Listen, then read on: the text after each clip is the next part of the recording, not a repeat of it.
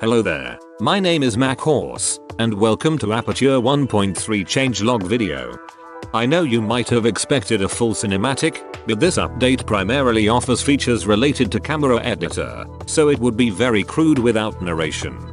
It doesn't mean that there are no new camera features, it just means that this update has much more Camera Editor new features.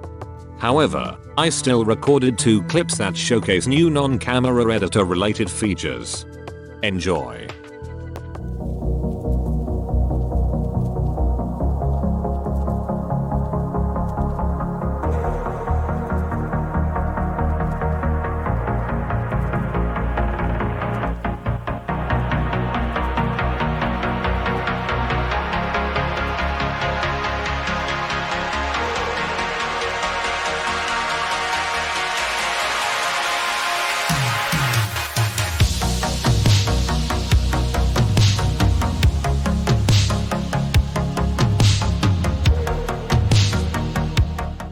Let's take a look at new changes in Keyframe Fixture GUI. Let me set up quickly a keyframe fixture with a couple of keyframes. If you haven't watched my other Aperture videos, I use here sync and flight modes, which can be found in camera options, to move around and modify keyframes. If you already noticed, the graph editor was changed a little bit. Beside moving around the fixture graph, you can now also properly zoom in and out with mouse wheel. Control and shift keys allow you to lock axes while zooming. I also added grid and value subdivision, so it should be easier to navigate within the graph view. In graph view, I also added an ability to scrub through the timeline from graph view. Now you don't have to jump between graph view and timeline bar to preview changes.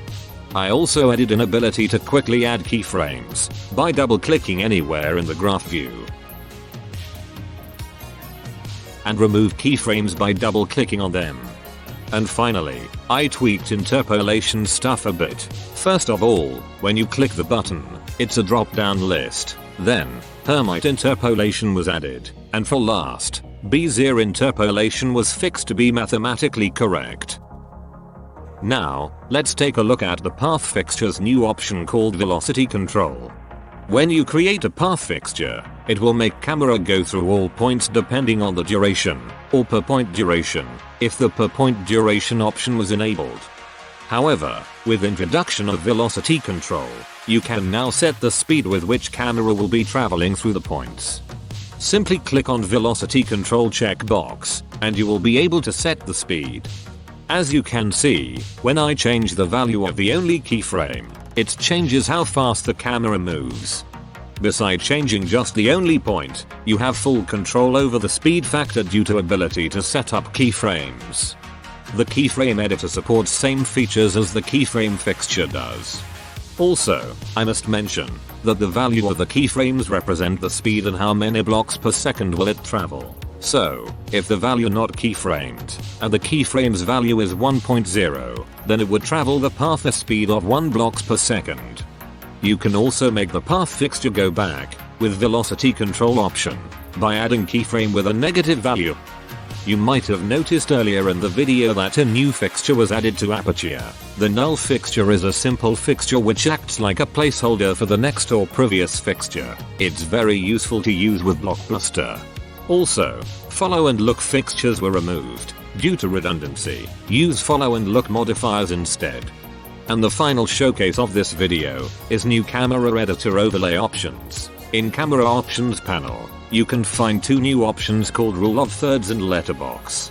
Rule of Thirds draws a 3x3 grid, which should allow you precisely capture elements in the shot, while Letterbox allows you to add black bars which allows you easier to enforce different aspect ratios. Keep in mind that those overlays are only visible in the Camera Editor, primarily because I'm lazy, and because I don't want people ingraining Letterbox into their raw footage. Well, that's it, guys. I hope you liked those new features. Besides those new features, of course, many bugs were fixed. If this video got published before Blockbuster 1.6, and you want to use it with Blockbuster, then wait for new updates to come out. Make sure to check out the full changelog and download MacLib 1.0.1. Links are in description. Thanks for watching, and goodbye.